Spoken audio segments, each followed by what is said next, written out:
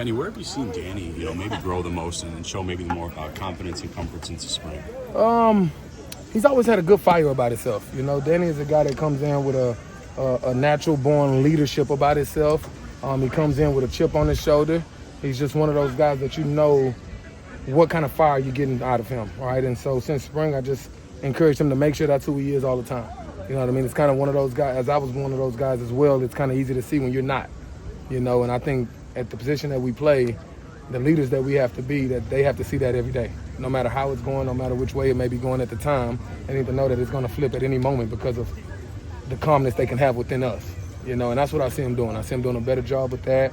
And then his game-wise, you could just tell he's more comfortable in the playbook, right? The things we've added to the playbook, we know how to tailor around his game better for when he's in and when the different quarterbacks are in, knowing what they, their strengths are and things, and we're able to tailor the game around that. And so he has that kind of skill set that is more all around, but also we know that he can get people in the right places and move his feet in the pocket and make some good decisions, and every now and then we can move him around and get him out as well. Billy said he's going to be fine. That just got banged up. Yeah. But when you see something like that, is it sort of a reminder of the urgency you guys have to have in developing whoever the number 2 is going to be? Because obviously Danny and Hunter have gotten in their fair share of reps. No doubt.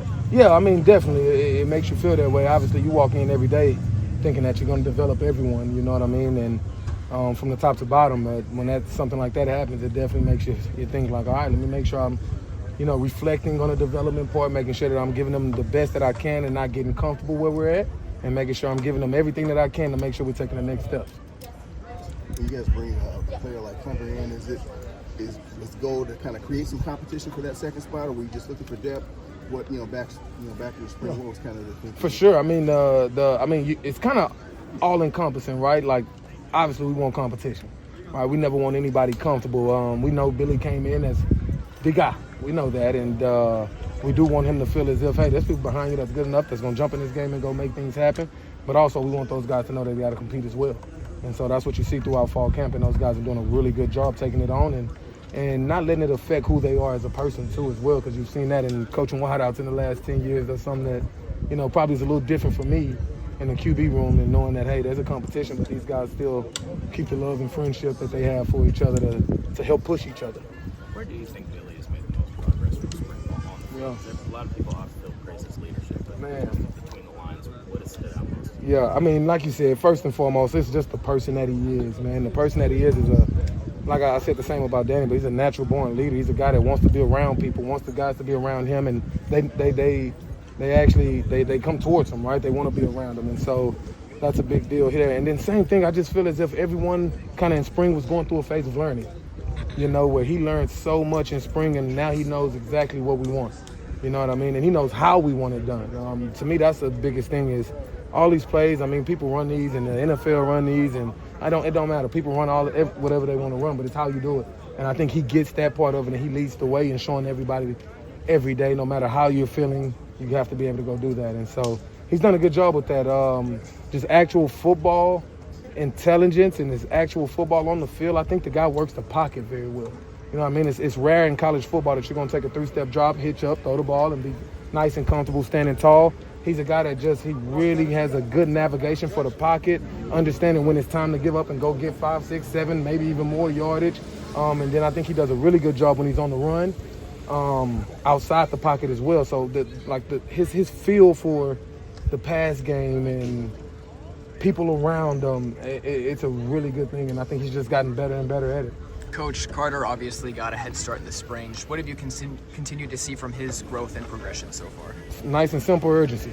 I think when he came in, he kind of had a feel as if, all right, I'm coming in with a fifth-year guy that they brought in, and I see some backups that are pretty good, and, I'm just going to be a guy that just red shirt. And I thought he was looking at it the wrong way, and I can say that because I've had those conversations with him. But I think he really, in the last, I'm going to say 2 weeks, man, it kind of started a little slow in fall camp. In about 2 weeks, I don't know, something clicked. We sat down, we had a heart-to-heart, and I think he really understood, like, hey, if I want to show I can be the future of this program, we need to see it now. And look, it's funny because you see him in game-like situations. He actually steps up and does a really good job.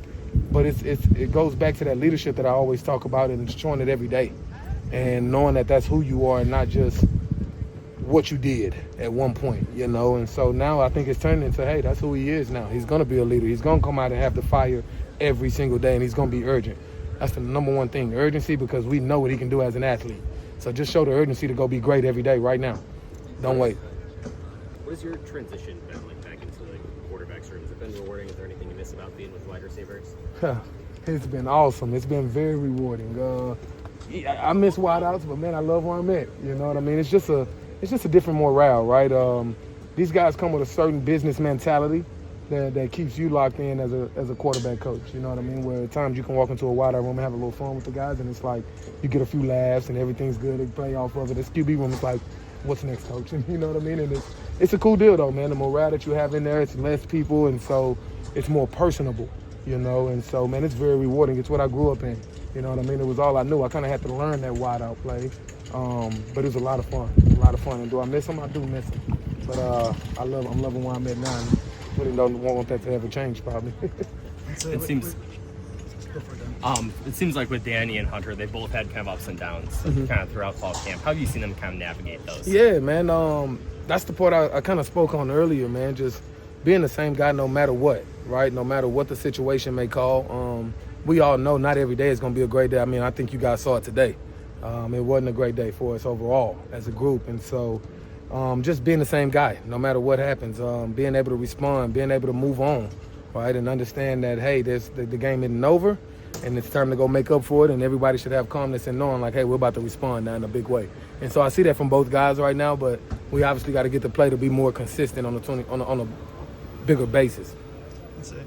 I think I had to ask you about this during the winter, but that was before you added Hunter, and then also a quarterback commit you can't really necessarily talk about right now, but just the approach to recruiting right now in this age where, you bring in transfers, bring in recruiting, just what is Wisconsin's approach right now in this age where you're kind of having to recruit both? Yeah, well, I love how Coach Fick puts it. I mean, we're gonna be traditional, right? We're going to make sure that we get freshmen in, develop those guys, and really give those guys a chance to really grow up and be Wisconsin grown.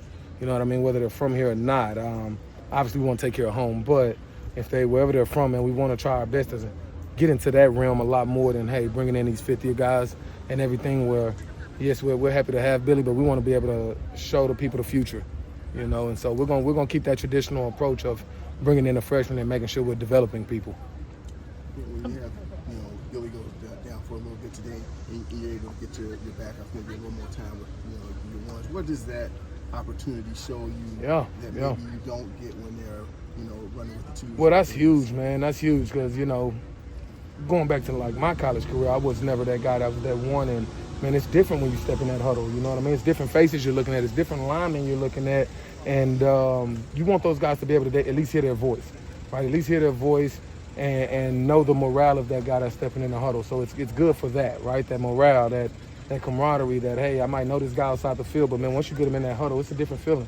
It's like go time, right? It's like it's ready to go. It's game time, no matter when it happens. Happens today at practice, in fall camp, practice 13. Like, it's game day. It's game day. So you step in the huddle and you're able to feel the morale of the huddle, right? Feel the juice that the huddle comes with and build off of that. And hopefully those guys build off those QBs knowing that, yes, he's a leader with the second group, but he can also walk in here as well and do it as well.